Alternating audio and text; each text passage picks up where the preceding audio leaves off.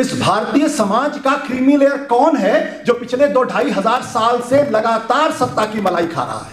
समाज का 70% तबका इनके वर्चस्व को उखाड़ के न फेंके, इसलिए 70% समाज को इतने धड़ों में बांट दो, इतने गुटों में बांट दो, आपस में इनको इतना लड़ा दो कि हमारे वर्चस्व को चुनौती ना दे सके।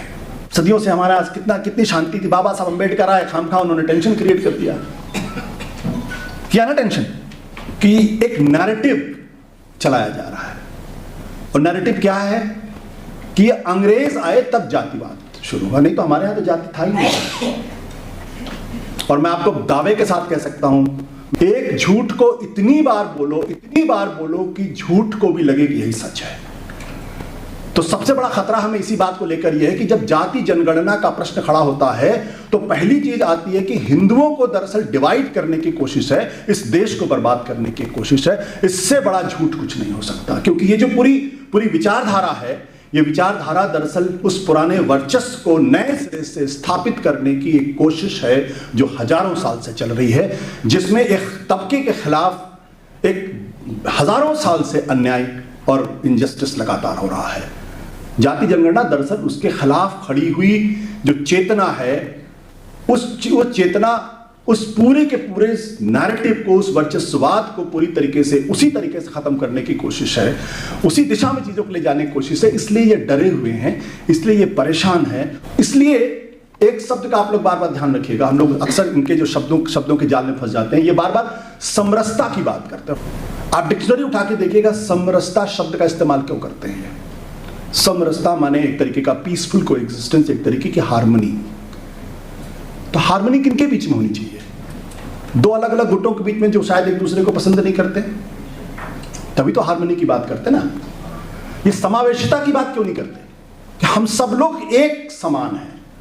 ये उसकी बात नहीं करते। ये कोशिश करते हैं कि दरअसल जो वर्चस्ववादी तबका है, जो हजारों साल से अपने वर्चस्व को बनाए हुए धर्म के नाम पे, राजनीति के नाम पे, समाज के नाम पे, दरअसल उस वर्चस्व में आज के डेमोक्रेटिक सिस्टम में, आज का जो लोकतांत्रिक सिस्टम है, जो इलेक्शन पर आधारित है, उसमें बिना इस तबके को साथ लिए आप अपने वर्चस्व को आगे नहीं बढ़ा सकते, या अपना वर्चस्व को स्थापित नहीं रख सकते। क्योंकि आप उस वर्चस्व को स्थापित आपको रखना है, इसलिए मजबूरन आपको इस तबके को अपने साथ लेके चलना पड़ेगा, लेकिन उसको बंधुत्व का अधिकार नहीं देंगे हम। इस षड्यंत्र को, इस साजिश को हमें समझना पड़ेगा कि वो अभी भी लीडरशिप पोजीशन पर रहना चाहते हैं। आप हमारे पीछे रहिए, तब वो समरसता की बात करते हैं। और हमको लगता है कि बड़ी अच्छी बात कर रहे हैं, समरसता तो बहुत अच्छा शब्द है। लेकिन फिर भी मैं कहना चाहूंगा, और दुर्भाग्य की बात क्या है कि हमारे बीच में बहुत सारे ऐसे लोग हैं जो आज उनकी बातों से सहमत होते हुए दिखाई पड़ते हैं।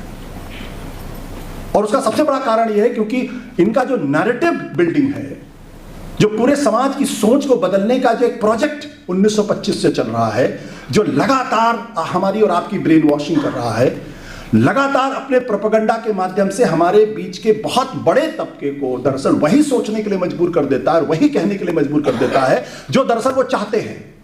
और हम सब लोग कॉन्शियसली और अनकॉन्शियसली उस प्रोपेगेंडा वॉर के विक्टिम है, शिकार है, बिना ये जाने हुए कि हमारी चेतना पर भी कैसे इन लोगों ने अपना कब्जा कर लिया है। ये बहुत, आपने 2014 के पहले कभी सुना था कोई नैरेटिव शब्द का? मैंने तो नहीं सुना था। एजेंडा शब्द का इस्तेमाल सुना था? नहीं सुना था। आपने आईटी सेल का नाम सुना था? नहीं सुना था। नहीं सुना था ये सारे शब्द। आप तो एजेंडा चलाते हैं।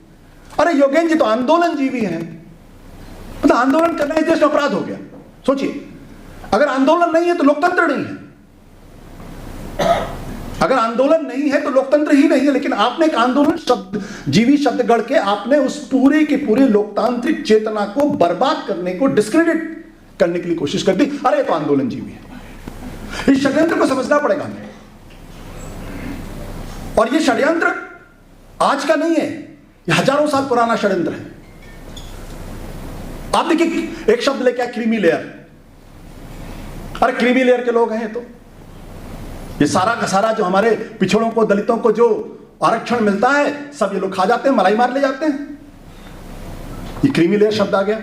आपको भी लगता है हाँ यार, ये तो वाकई में तो ये तो लक्ष्मण यादव जी के परिवार के लोग, लालू यादव के परिवार के लोग, अखिलेश यादव के परिवार के लोग, मुलायम सिंह यादव के सब तो सत्ता पे बैठे हुए कुंडली मार के पूरी मलाई खाई जा रही है लोग। तो आप भी उस बात से कन्विंस हो जाते हैं, न केवल कन्विंस हो जाते हैं बल्कि उन लोगों के खिलाफ एक तरीके से नफरत का वातावरण बनाने लगते हैं। लेकिन कभी आपने सोचा सवाल कि जो क्रीमी लेयर का सवाल खड़ा कर रहे हैं वो हजारों साल से सत्ता की मलाई क्या नहीं खा रहे थे? क्या हुआ? कौन है क्रीमी लेयर? इस भारतीय समाज का क्रीमी लेयर कौन है जो पिछले 2-2.5 हजार साल से लगातार सत्ता की मलाई खा रहा है? कभी आपने उस बारे में सोचा? नहीं सोचा।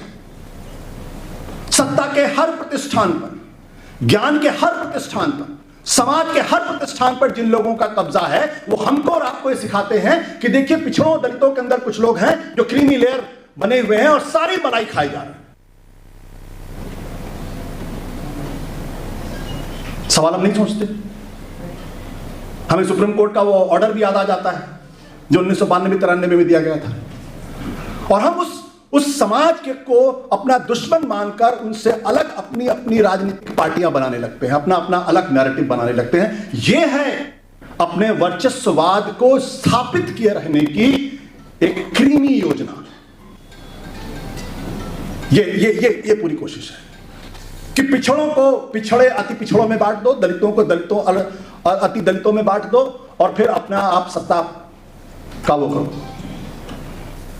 जिस शख्स ने जाति जनगणना की बात शुरू की थी कहां है आज? किस गोद में बैठे हुए? किसी को याद है? कल उन्होंने बताया मनुस्मृति हाल की। किसी को याद है वो कहां है? ये जो छोटी छोटी जातियां जो खड़ी की गई हैं, एक एक सांसदों की पार्टी, ये किसकी उपज है? ये दरअसल उस वर्चस्ववाद को बनाए रखने के षड्यंत्र की उपज है। दलित पिछड़ों की कितनी पार्टियां इस देश के अंदर गिन सकते हैं क्या आप लोग? अगर गिन सकते हो तो बता दीजिए मुझे। समाज का 70% तबका इनके वर्चस्व को उखाड़ के न फेंके, इसलिए 70% समाज को इतने धड़ों में बांट दो, इतने गुटों में बांट दो, आपस में इनको इतना लड़ा दो कि हमारे वर्चस्व को चुनौती ना दे सके। एक रिपब्लिकन पार्टी बनी थी महाराष्ट्र के अंदर, आज कितनी रिपब्लिकन पार्टी है? उनके एक मेंबर को आप कैबिनेट में रख लेते, क्यों?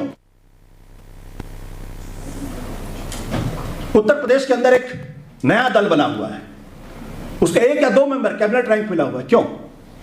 ताकि एकजुट ना हो पाए, इकट्ठा ना हो पाए।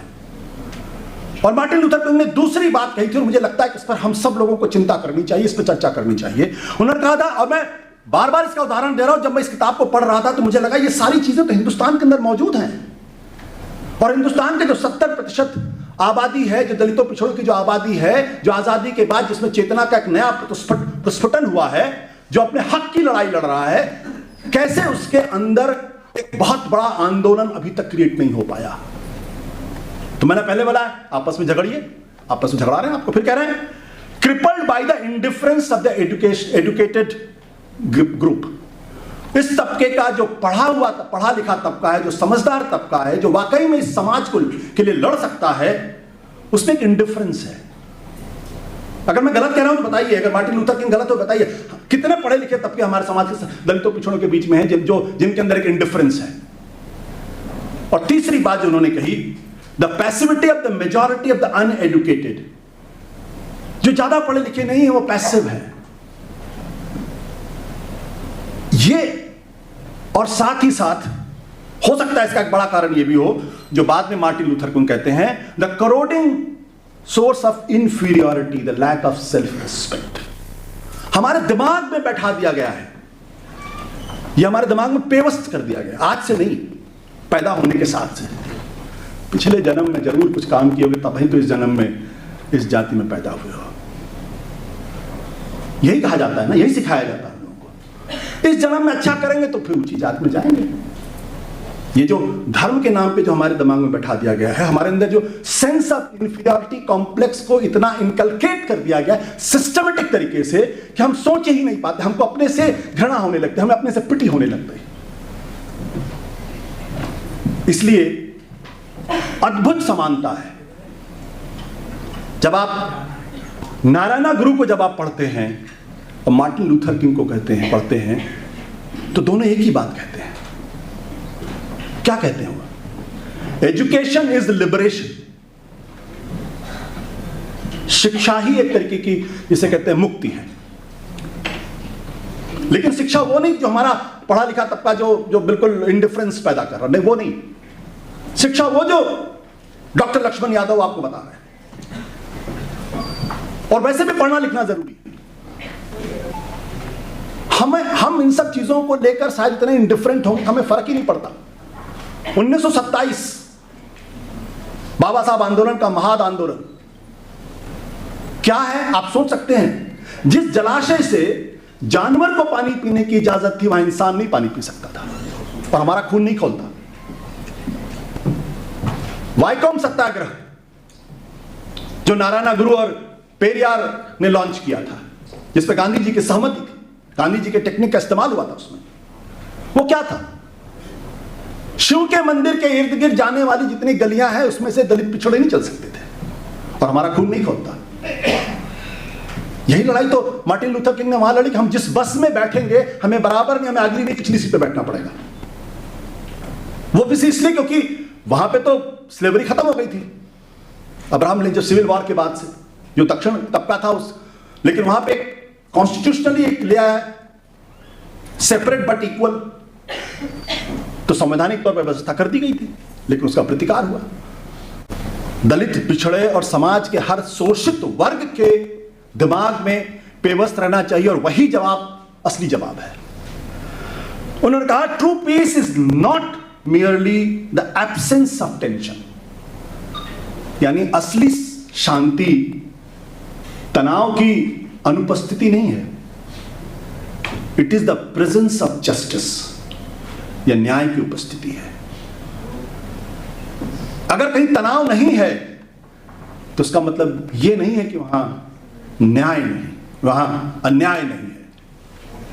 यह किताब जो है यह उस अन्याय के खिलाफ एक प्रतिकार है जो बाबा साहब अंबेडकर जब वो बड़ौदा में गए डिफेंस सेक्रेटरी बनकर, उनका चपरासी जब चाबी देता था तो ऊपर से डालता था कहीं छुआ न दे, टच ना हो जाए। और डिफेंस सेक्रेटरी होने के बाद भी बाबा साहब को उस पूरे शहर में कहीं रहने की जगह नहीं मिली थी। शहर के बाहर एक जगह पे अपना नाम और अपना परिचय छुपा के वहां रहना पड़ा था। और तब भी लोगों को पता चल गया तो 15 दिन के बाद बाबा साहब अंबेडकर जब अपने कार्यालय से अपने घर पहुंचे तो उन्होंने देखा पूरा घर तहस नहस था। बाबा साहब अंबेडकर अपने घर के बाहर पूरी रात बैठ के रोए थे और तब उन्होंने कहा था यह ह्यूमिलिएशन बर्दाश्त नहीं है। अगर हम अन्याय को सिर्फ इसलिए उसका प्रतिकार नहीं करेंगे कि समाज के अंदर तनाव होगा, तो फिर हम शायद उस न्याय के, उस इंसाफ के हकदार भी नहीं बनेंगे। बहुत बहुत शुक्रिया, धन्यवाद।